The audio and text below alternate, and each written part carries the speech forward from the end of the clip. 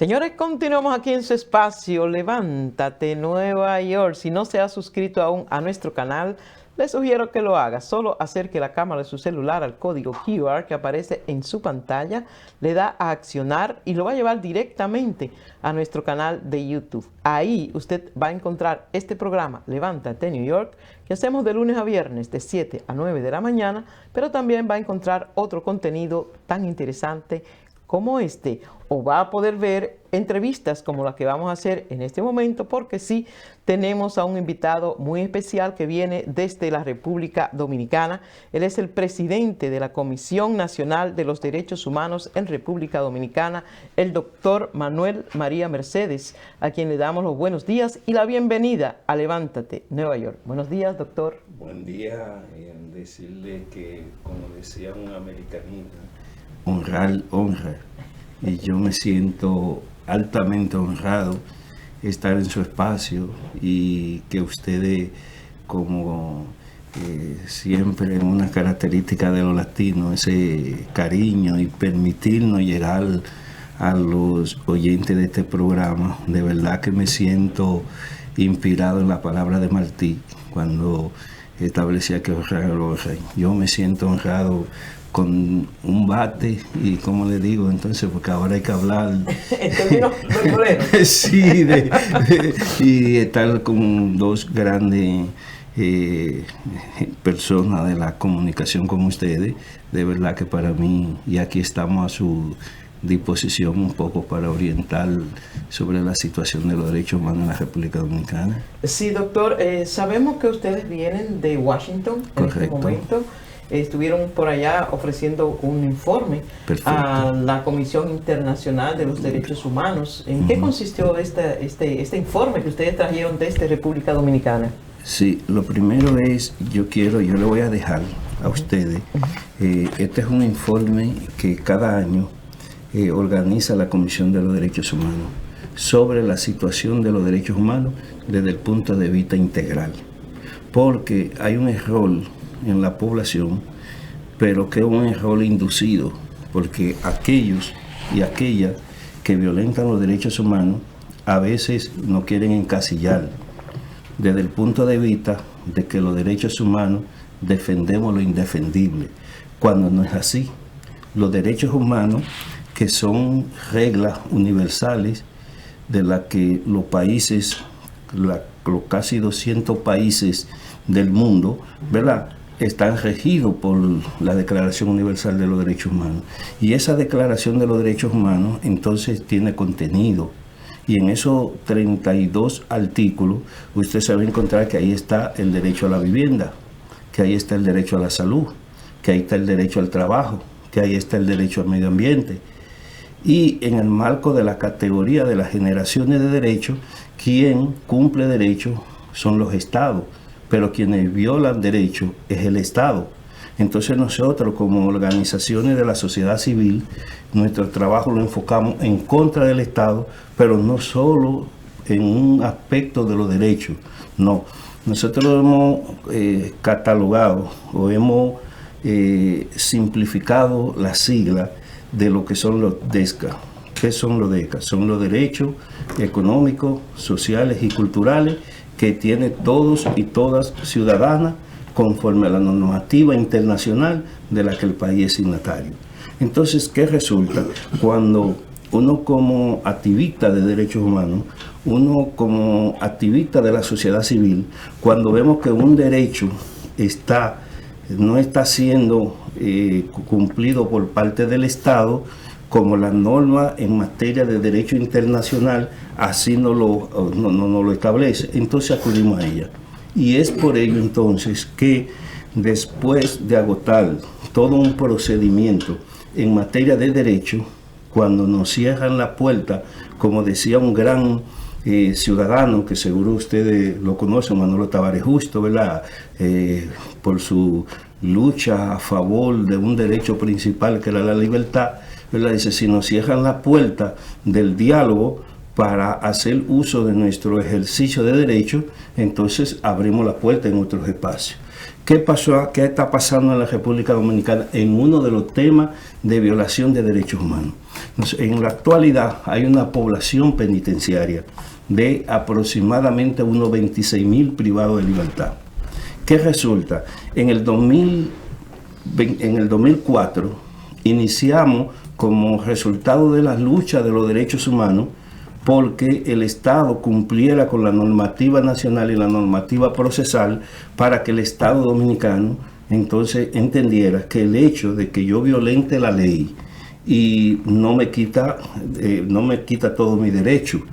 Y en el marco constitucional, el único derecho que pierden los privados de libertad es cuando usted está ya con una condena definitiva, entonces usted pierde el derecho civil y político. Es decir, por ejemplo, ahora en mayo, en las elecciones que se van a efectuar en la República Dominicana, si usted está condenado definitivamente, usted no puede votar, porque usted tiene reprimido el derecho civil, que es el derecho al ejercicio al voto. Pero fíjense lo que se va a dar en la República Dominicana, fruto a nuestra lucha. Ustedes sabían ahora que los privados de libertad van a votar en la República Dominicana en estas elecciones. Sí, pero ya han votado en elecciones anteriores. Por lo menos se hizo un plan piloto. Exactamente, y eso se está extendiendo. Pero, perdón, ¿qué es lo que quiero llamar a la atención? De que los estados han ido comprendiendo que el hecho de que yo esté privado de libertad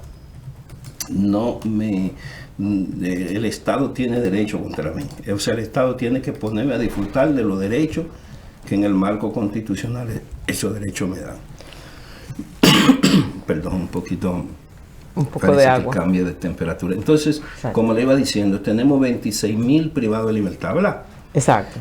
¿Qué pasa? El organismo regulador de los derechos es la Dirección General del Sistema Penitenciario, que surge como resultado de una ley que no era lo ideal, la ley, pero era lo posible, porque los estados y las sociedades van de lo posible a lo ideal.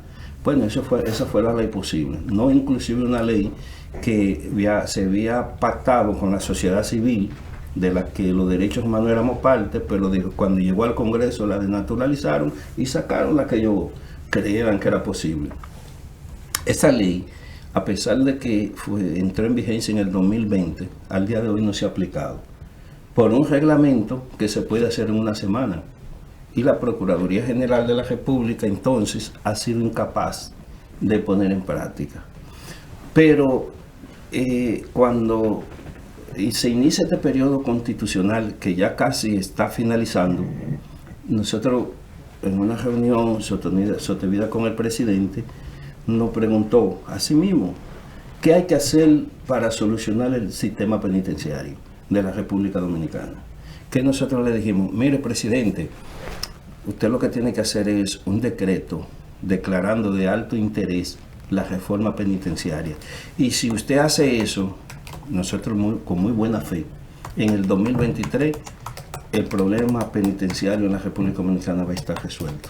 Y le va a servir, oiga bien, nosotros no siendo partidario de él, de su grupo político, eso le vamos a trabajar para la reelección. Al inicio del gobierno. Hoy, al finalizar el gobierno, ¿qué ha pasado? Eso se fue al zafacón, de donde se van las cosas, muchas cosas importantes y trascendentales en la República Dominicana. Pero volviendo al tema. Pero ¿cuánto? Usted dice que hay 26.000 exactamente, presos. Exacto. Pero la capacidad del sistema penitenciario, ¿de cuánto es? 12.000. Entonces, si de 26.000, ¿verdad? Para los que son buenos matemáticos. Más del doble. Hay 14.000 que viven en condiciones inhumanas.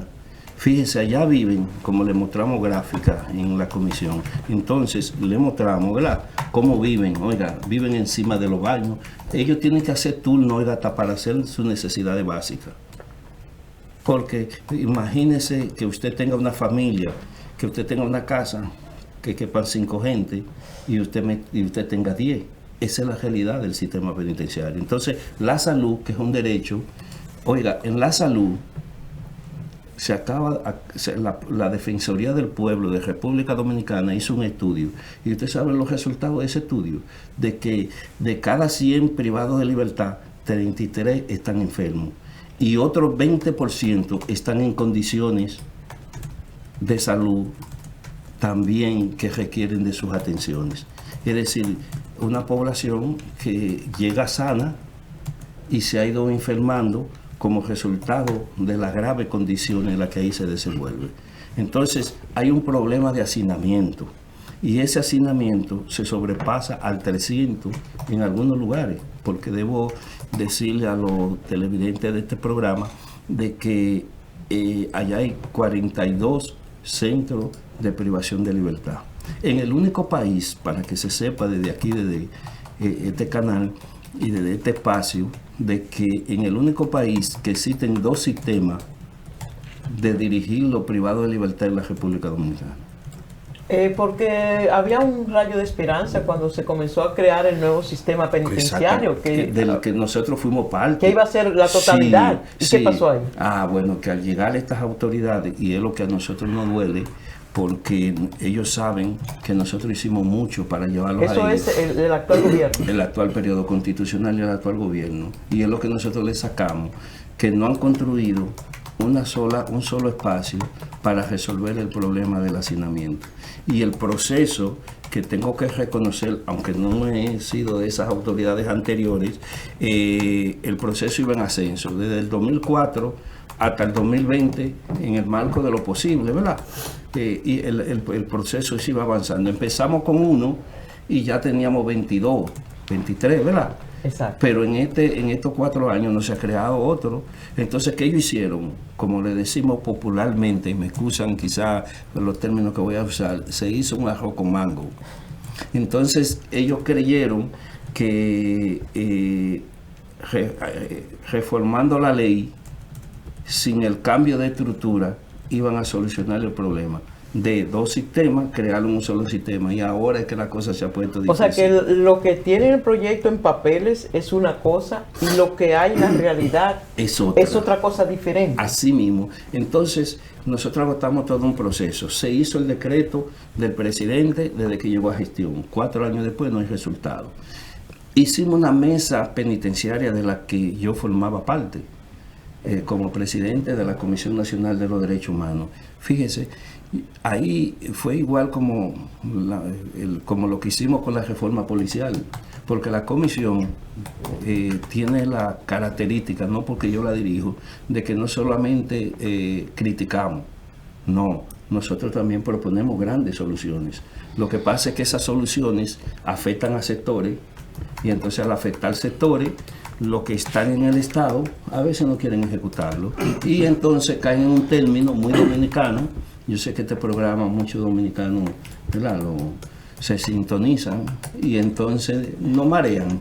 O sea, usted sabe el término marear, ¿verdad? Entonces no marean. Entonces, ante toda esta situación de seminario, de mesa, de decreto, de ley, nos vimos en la obligación de acudir en auxilio a la Comisión Interamericana de Derechos Humanos, y entonces así cuando le solicitamos una audiencia temática. En materia de derecho internacional, una audiencia temática es como un organismo conciliatorio, ¿verdad?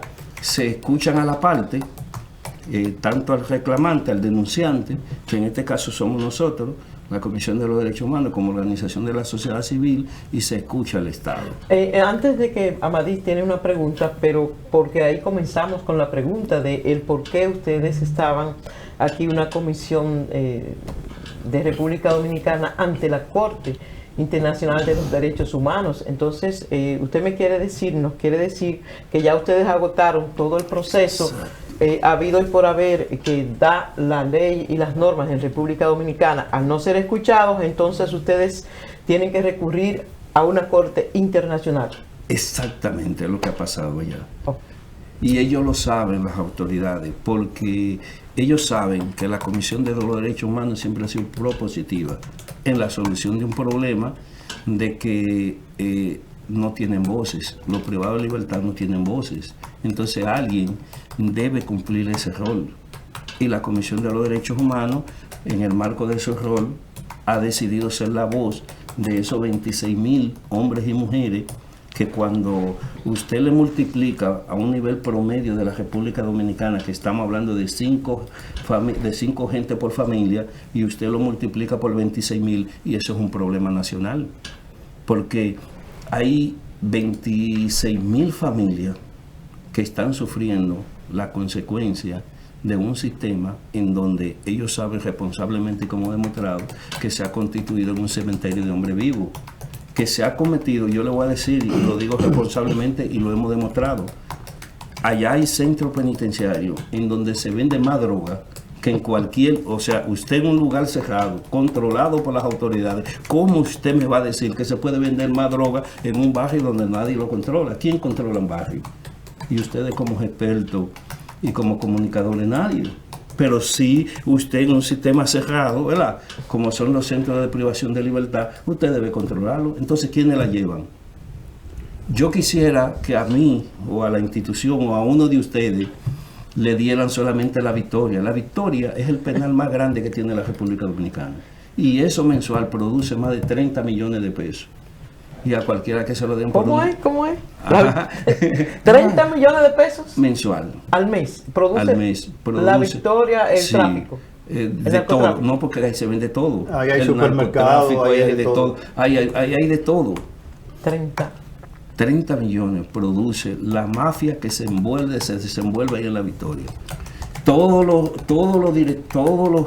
Porque allá en el sistema penitenciario hay 3 niveles de seguridad.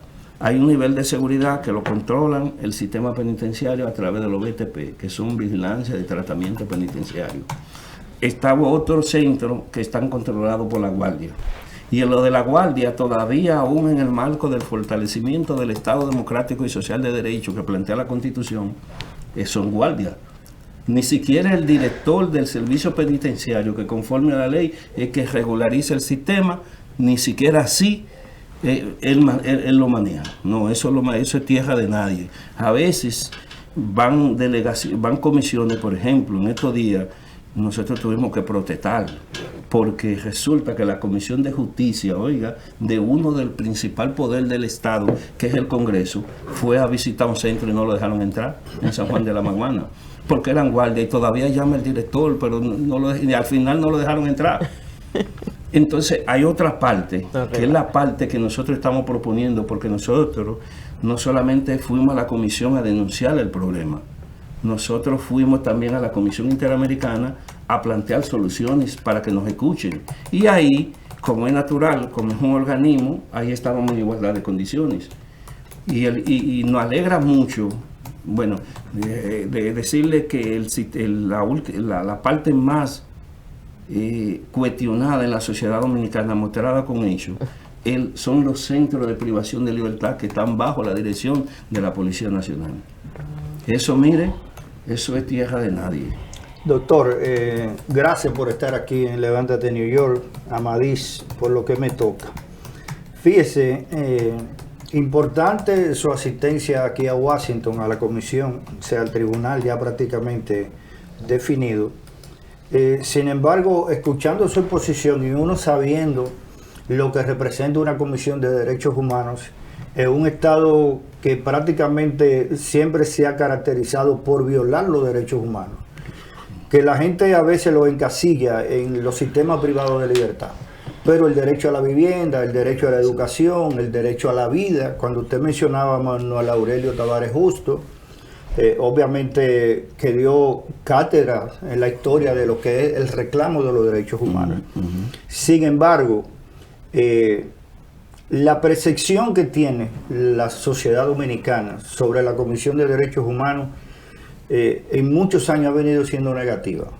No sé si a ustedes le hace falta un mejor trabajo de relaciones públicas, de dar a conocer a la sociedad cuál es su papel, porque la gente, y yo recuerdo hasta Freddy Veragoico, que en paz descanse, que satanizaba a la comisión cuando la comisión salía a defender a un delincuente que cometió un delito. Pero resulta que no es la ley del talión en ninguna sociedad. O sea, una persona comete un delito y se somete a los tribunales y el sistema judicial se encarga de hacerle pagar la cuota de responsabilidad. Sin embargo, cuando ustedes salen a defender a un delincuente, la sociedad quiere pegarle fuego a la comisión. Eso es verdad, pero eso tiene dos motivos. Un primer motivo es que en el año 1997 se iniciaron en la República Dominicana a raíz del cambio de modelo de la sociedad, porque también venimos de una sociedad autoritaria y pasamos a una sociedad democrática. Entonces ya no persiguen y asesinan, como pasó con Manolo y otros revolucionarios en la República Dominicana, ya no nos están persiguiendo ni ejecutando por ideal. Entonces, como se desarrolla el sistema económico, eso genera pobreza. Entonces empiezan las ejecuciones extrajudiciales. Yo estoy... Los intercambios de disparos. Los desacreditados intercambios de disparos. ¿Por qué desacreditados intercambios de disparos? Porque nosotros hemos probado. Y ahora mismo yo voy a dejar este informe aquí, que es sobre la situación de los derechos humanos. Este informe de la situación, para que ustedes detenidamente, ustedes puedan entender nuestro trabajo. ¿Qué resulta?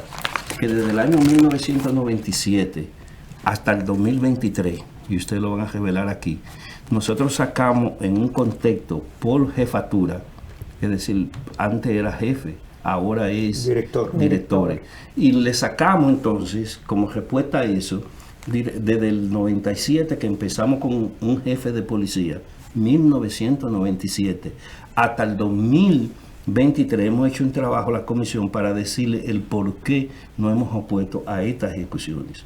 Y le hemos sacado, cuando usted saca la cifra en República Dominicana, en donde no existe la pena de muerte porque fue abolida, nosotros allá se han ejecutado a más de 5.000. Entonces, ejecuciones de extrajudiciales. Extrajudiciales. ¿Qué es una ejecución extrajudicial? Es cuando un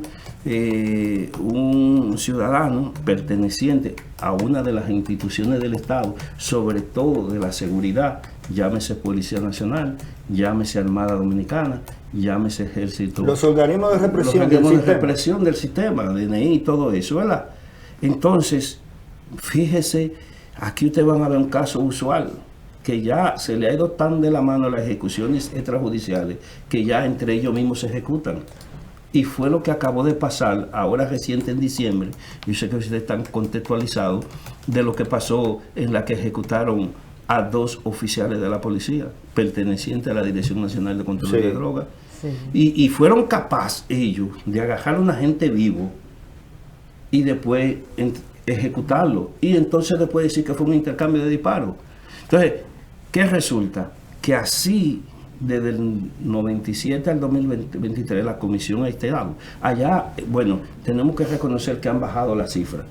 Nosotros tenemos una gestión que no ha sido superado, que ustedes lo oyen hablando, porque no tienen a veces, yo digo, vergüenza.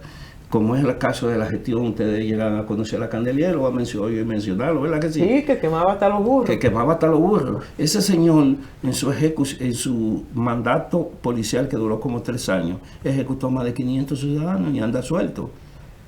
Y ahora anda clamando derecho. Pero ahí el que se le siguió a él, que fue Guzmán Fermín, que ese yo lo digo y se lo desafío y no le creo responsabilidad. Ellos tienen su cementerio particular cada uno. Exactamente. Y yo digo, yo asumo la responsabilidad y yo lo he desafiado, que me sometan, que nosotros tenemos la prueba para decirle cómo en sus gestiones no ha podido superar, no han sido superadas por ninguna de las gestiones que han pasado por la Policía Nacional. ¿Cuántas personas fueron ejecutadas? Yo casi desde el 97 al 2023 estamos hablando de más de 5.000 ejecuciones. No, yo digo en la administración de Guzmán Fermín, que usted dice que no ha superado ninguna otra. Más de 4.000. Más de 400. ¿4 qué? Más de 400. 4.000. No, 400. Sí, en la gestión de él, de porque recuérdese sí que él duró 3 años. casi 3 años. Usted entiende, pero por año la gestión de él superaba los 200, 180, y así cuando usted le va sumando, en total, como ustedes lo van a poder ver en el informe, entonces ustedes se van a dar cuenta, digo, no, pero así no. Entonces, ¿qué es lo que resulta? Que los derechos humanos, lo que defendemos, y yo, por ejemplo, y aprovecho este espacio, el que me demuestra, yo soy abogado con 35 años en ejercicio, el que me demuestra a mí que en el marco de mi ejercicio y con más de 25 años como activista de derechos humanos, yo me he beneficiado de manera individual o mi familia, es decir, por la defensa que uno hace a que se respete el debido proceso de ley, porque si yo cometo un hecho, usted lo que tiene que apresarme, usted lo que tiene es que someterme, y entonces yo pagar conforme al debido proceso, y para eso está el Código Penal, para eso está la Constitución, para eso están los pactos, y condenarme. Y después de mi condena, dice la ley que yo no he sido legislador. Yo no he sido legislador, yo no he estado en el Congreso aprobando ley. La comisión lo que hace es que se cumplan las leyes que los legisladores, en el marco de la representación de un poder del Estado, han formulado. A propósito de eso, pregunta aquí un televidente que la gente siempre está Sí, en chat, siempre está activo. ese es correcto. Dice Daniel Peralta, ¿cuál es el método de elección para elegir al presidente de la Comisión de los Derechos Humanos y por cuántos periodos puede Sí, ser? mire, la comisión como organismo de la sociedad civil está conformada por la ley 122. La ley 122 en la República Dominicana organiza las organizaciones sin fines de lucro y organiza las organizaciones de la sociedad civil. La comisión tiene 200 grupos, incluyendo una filial del que un amigo, muy amigo de ustedes, Jacinto Núñez, es el presidente de la filial de los derechos humanos aquí en Nueva York y vicepresidente para Estados Unidos y Canadá. Entonces, allá se eligen cada 4 años. Pero no es un organismo abierto porque usted tiene que pertenecer, igual como los partidos. Por ejemplo, si usted es un partido, usted está inscrito. Exacto. Entonces nosotros hay una membresía. Entonces esa membresía se reúne en el marco de lo posible. Cada 4 años hacemos un congreso, hacemos una asamblea nacional y ahí salen electos. La comisión tiene 11 vicepresidentes. Tiene un presidente para Estados Unidos y Canadá y tiene un presidente para Europa. Y a nivel del país regional tiene a 9 presidentes, uno para la región sur, región norte, región este y el Distrito Nacional. Tiene una junta directiva. Entonces, por ejemplo, ahora en el 2025 culmina nuestro mandato. Entonces se convoca a la asamblea y la asamblea entonces elige las nuevas autoridades de la Comisión de los Derechos Humanos. Ese es el procedimiento. ¿Y hay problema para la reelección? Pues se puede reelegir tantas veces quiera la porque persona. este es un trabajo honorífico. A veces, por ejemplo, yo quiero que me sustituyan, pero a veces, ¿y quién quiere trabajar honoríficamente? Fíjese, por ejemplo, para que usted vea la desigualdad. El Estado llega a Washington en un, que no es malo, en un jet privado. Bueno, usted está en sintonía. ¿Y cómo llegamos nosotros? A pie, mojado, pero a defender el derecho, con dignidad y con decoro. ¿Cuál es el paso para pertenecer a la comisión como miembro simple? Simple. Usted quiere ser miembro, usted llena un formulario. Nosotros, ¿verdad?, nos cuidamos un poco, porque como usted decía, la percepción de la población por el poco acceso a veces que tenemos a los medios de comunicación. Satanizar a la comisión. Sí, para que no defienda derechos. Porque, y uno entiende la población, cuando a usted le roban o le mata, usted quisiera matar al ladrón o matar al que, ¿te entiende? Entonces ya no puede ser, no puede ser, y a mí que hemos sido víctimas. Los derechos humanos, nosotros no solamente hemos aportado hombres y mujeres a la causa en defensa de los derechos humanos, por la libertad, por la democracia. También hemos sido víctimas. Exacto. Porque la delincuencia, y ustedes lo saben, al igual que yo, no tiene color. Podemos ser rojo, verde, amarillo, morado, blanco y azul. La delincuencia no tiene, o sea, no tiene partido, ni tiene bandería. Usted puede ser víctima, salir ahí. Yo también. Y entonces nosotros somos doble víctima, podemos ser. Una porque no le caemos bien al Estado y otra porque también la delincuencia a veces... ¿Y quién es Manuel María? No sabe quién es Manuel María. Y yo puedo salir ahí y hemos sido víctimas hasta de mi propio vehículo. Sí. Pero esa es la vida. Uno elige lo que uno quiere ser. Sí. Y nosotros hemos elegido la vida de defender a aquellos que no tienen voces, de defender a los vulnerables de la sociedad dominicana, y en eso hemos estado haciendo nuestro trabajo. Doctor, pero disculpe, antes que se vaya la idea, La famosa reforma policial que se ha hablado y se ha llevado para acá y se ha llevado para allá, pero que nunca se ha concretizado nada. Incluso se habla de que dentro de la propia institución de la Policía Nacional existen grupos de sicariato, grupos que responden a otros intereses que no es a la institución. ¿En qué va eso? Mire, el presidente me consultó, porque el presidente escucha. A veces lo que hace es que no ejecuta. Y ahí es que tenemos el problema del mareo. Y por eso vinimos a la Comisión Interamericana, para que ellos, frente a un organismo imparcial, supervise. Cuando el presidente nos consulta, me dice que, bueno, Manuel, tú que has luchado tanto y que has bregado tanto con la policía, yo quiero que tú seas parte de la comisión. Y yo le dije, presidente, con mucho gusto, pero que sea honorífico. Yo debo confesar aquí, sin que no seamos religiosos, yo no había visto en casi 60 años, yo me integré a las organizaciones de la sociedad civil y a los grupos estudiantiles desde muy joven. Y yo nunca había visto en un espacio no quisimos que nos llamáramos comisión, porque lo que usted no quiere que se resuelva en la República Dominicana, mándeselo a una comisión. Balaguer fue el autor, el autor de esas comisiones, porque Balaguer sabía que no se iba a resolver nada y mareaba y tranquilizaba. Entonces, ¿qué pasa? El centro del mareo, entonces. El centro del mareo. Entonces, el presidente, mediante decreto, constituyó el grupo de trabajo para la reforma y la transformación de la Policía Nacional.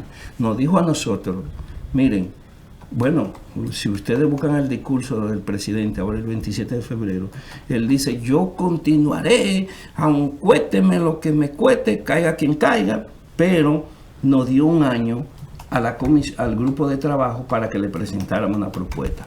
Como yo le estoy dejando este informe, así mismo, resumida, con un resumen ejecutivo, nosotros le planteamos al presidente lo que había que hacer en materia de reforma y transformación de la policía. Como usted decía, parece usted tan bien orientada a pesar de la distancia.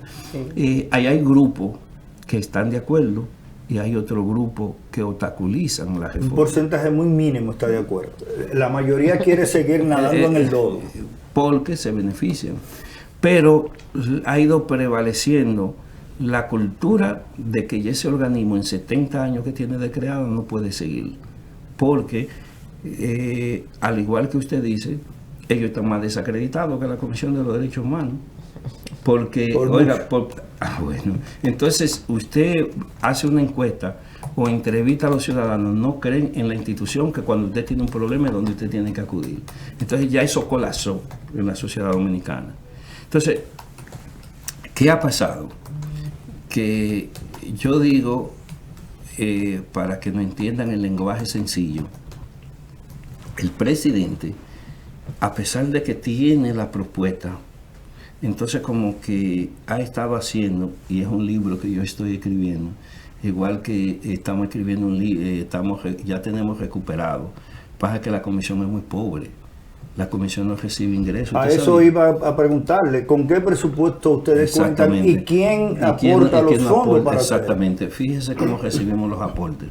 Nosotros hacemos seminarios todos los años, tenemos 26 años haciendo un seminario, lo abrimos a la sociedad participa, el concepto de eso, nos recibimos unos fonditos y bien, allá en cómo nosotros nos administramos, un personal jóvenes voluntarios, por ejemplo, las universidades.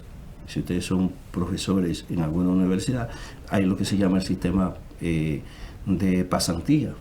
Entonces nosotros nos apoyamos en los pasantes, en jóvenes voluntarios, que la comida la hacemos colectiva y uno le da una ayudita para que vayan a su universidad y trabajen. Si el Estado no aporta un centavo a la comisión. No, el Estado no, los estados no. Hemos tenido un pleito porque nos incluyen en el presupuesto que nos corresponde por ley de gasto público, que cada año se hace y cada día nos excluyen y cada día más son más excluidos. ¿Por qué? Porque al Estado no le interesa que la comisión exista, ni mucho menos ni que tenga los recursos. Por ejemplo, mira, ese informe a cualquier institución le sale por millones de pesos. Sin embargo, eso hay un equipo técnico que cuando ustedes lo lean, que se lo vamos a dejar, ustedes se van a dar cuenta cómo. Y todo el trabajo, incluyendo el mío, es honorífico. Entonces hacemos rifas, hacemos exposiciones, conferencias, pero oiga lo que nosotros hacemos, algo que es un valor, yo digo, para la sociedad. Por ejemplo, yo soy abogado, yo me gano un caso, ¿y qué yo hago? De mi caso, entonces yo le aporto a la comisión para que la comisión se desarrolle. ¿Usted está viendo? Entonces hemos creado como ese voluntariado y gente, hay muchos empresarios también que por su rol en la sociedad colaboran. Cuando nosotros les solicitamos una colaboración para una ¿verdad? De económica, ellos saben que, incluyendo el propio presidente, porque tengo que admitir aquí que nosotros tenemos buena, o sea, a nivel individual, porque el presidente yo tengo más de 20 años conociéndolo, el presidente de la República. Yo le escribo ahora, ¿en qué te podemos, Manuel, presidente? Una vez me dijo, ¿qué tú quieres, Manuel? ¿Quieres que te nombre?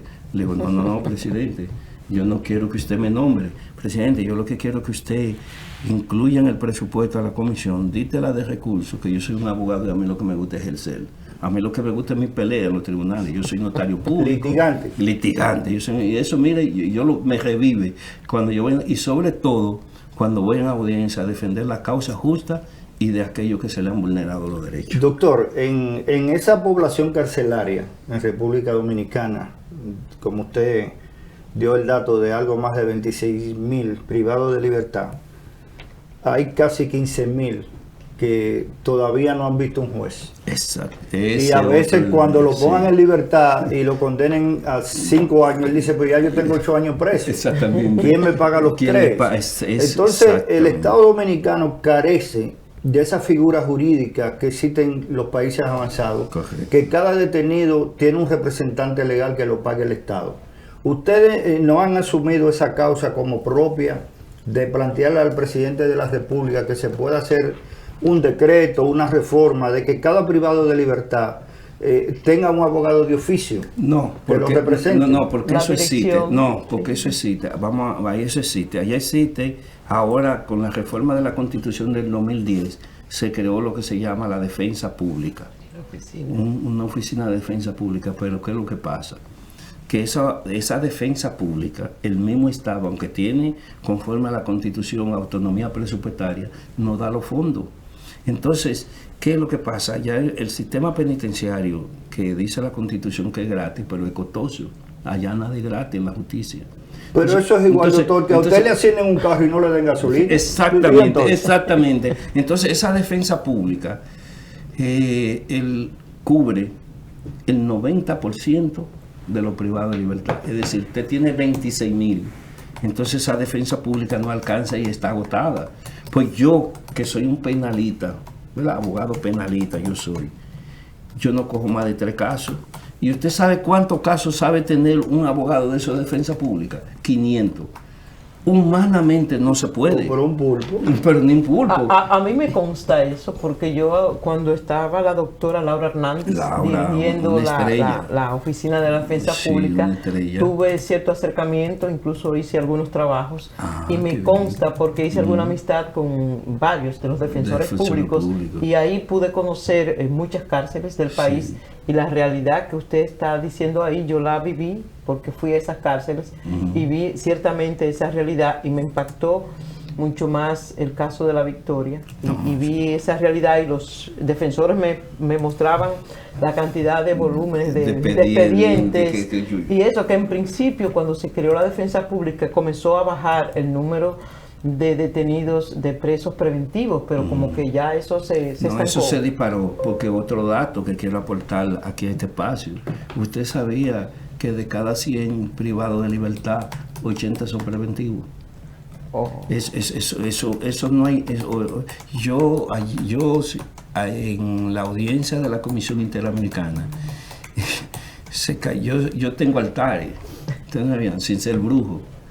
Altares, por ejemplo. Cada quien tiene sus propios santos en sus altares. Exactamente. Por ejemplo, yo lo tengo a usted como una persona correcta, como una gente que se ha mantenido, que no se ha visto involucrado o sea, un intelectual progresista, democrático, una gente que, dijo, estos son de los futuros que nosotros aspiramos que lleguen a dirigir la cosa pública. Y ese juez se destapa, si ustedes entran al canal de YouTube de la Comisión Interamericana, justificando que la situación preventiva en la República Dominicana, que es uno de los elementos que le cuestionábamos en el informe, es como consecuencia de que cuando usted está haciendo uso del ejercicio de un derecho, entonces resulta que ese ejercicio de derecho que usted está haciendo no debería hacerlo, porque entonces le agrava la situación preventiva, cuando ese no es el problema. O sea, eso fue aquí en la Comisión Interamericana. En la Comisión Interamericana, que lució muy mal el juez. Y yo tenía en un altar, porque un juez, bueno, fue un juez que fue capaz de dar una orden de conducencia contra Candeliel. Mire, a ver si era un juez que no podía uno tenerlo en el altar. Y entonces aquí se destapa con un planteamiento sin razón, cuando él sabe que el Código Procedimiento Penal Dominicano dice, mire, autoridades, usted tiene que en un año tener solucionado el conflicto que a usted se le ha planteado a todos los niveles. Si usted en ese año usted no ha resuelto el problema desde el punto de vista procesal, de oficio yo le autorizo, conforme al código, a la Constitución, a los pactos y convenios internacionales, que usted tiene que cambiar la medida por una medida menos grave. Allá hay 7 medidas que el juez puede imponer a un privado de libertad. ¿Y qué dicen el legislador? Mire, y ha orientado a los jueces, pero el problema es que allá hay un populismo jurídico y entonces los casos se quieren discutir en los medios, en Twitter, en las redes sociales, y entonces por eso se quiere actuar y se quiere condenar. Entonces, ¿qué pasa? Los jueces viven presionados y no desempeñan su rol y se convierten en una complicidad entre Ministerio Público y jueces. Y eso del 100% de las peticiones que hace el fiscal, ¿verdad?, en materia de peticiones, entonces el juez coge escoge el 99% de lo que el fiscal solicita. Y allá, sobre todo para los pobres, porque no es que yo tengo nada contra los ricos, porque no tengo nada, ahí ellos tienen derecho también, pero ustedes sabían que la población de República Dominicana, la mayoría son pobres. Son pobres, sí, como consecuencia de la aplicación de un sistema político, económico y social que ha fracasado, que es el neoliberalismo. Y ya de eso pudiéramos en otra ocasión que yo venga, sí, o por Zoom hacer un debate para hablar de eso. Entonces mire qué pasa, que de las 7 medidas, el Ministerio Público lo único que hace es prisión preventiva, prisión preventiva, prisión preventiva, prisión preventiva. Pero si ellos tuvieran un plan, está bien, te pido prisión preventiva, pero en correspondencia con eso, ¿verdad?, estoy al día con la presentación de las acusaciones para que se conozca el plazo en ese año. Y se evite el cúmulo de casos. Y se evite el cúmulo de casos, pero no lo hace, porque uno de los principales responsables también de que tengamos esa alta tasa de preso preventivo, quiero llevar y explicarle.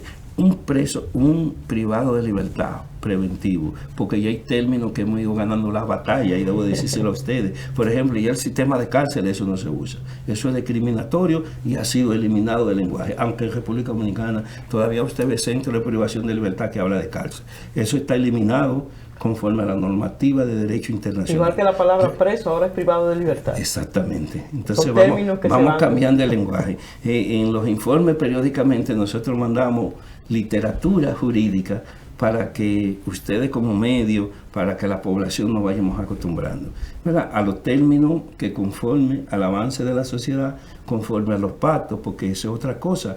Nuestras autoridades van a lo cónclave, ¿verdad?, que no somos nosotros, van ellos en representación del Estado, y debe ser, porque ustedes saben que los organismos internacionales, quienes son parte son los estados. Ahora ellos han abierto la participación de la sociedad civil, porque eso que lo nutre, porque para los estados todo está bien.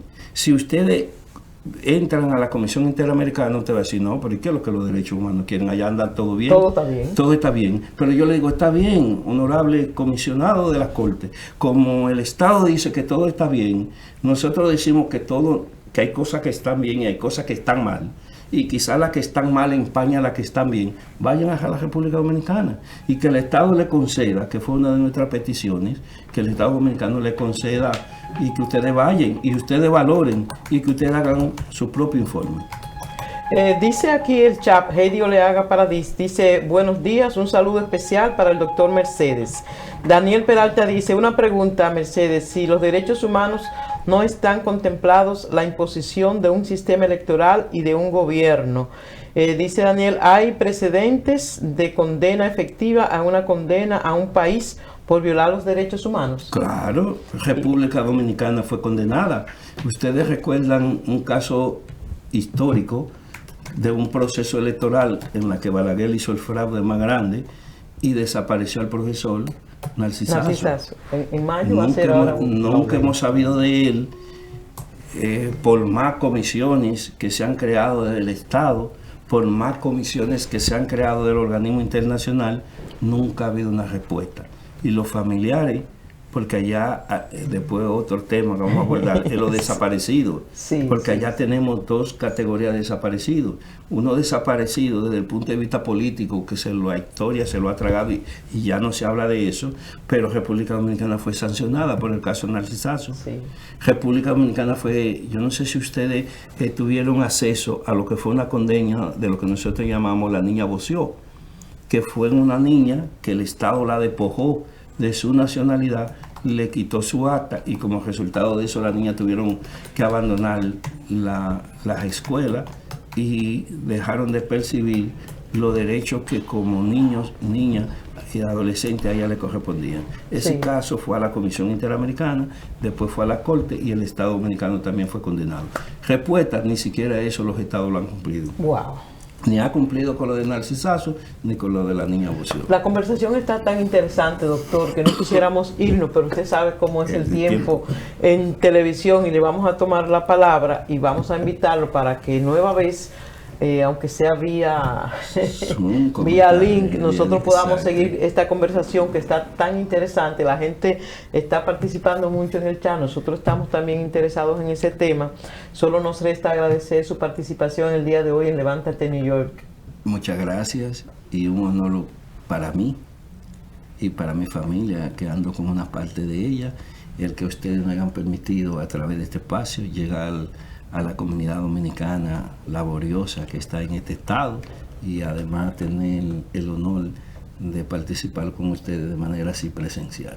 No, el placer es nuestro, doctor. Gracias, el placer es nuestro al doctor Manuel María Mercedes, presidente de la Comisión Nacional de los Derechos Humanos, al señor Jacinto Núñez, que está ahí en backstage viendo la entrevista, que le acompaña. Muchísimas gracias a ambos y seguiremos esta conversación en otra ocasión. Ahora sí les invito a que hagamos una brevísima pausa y retornamos enseguida con el resto del contenido de su espacio Levántate, Nueva York.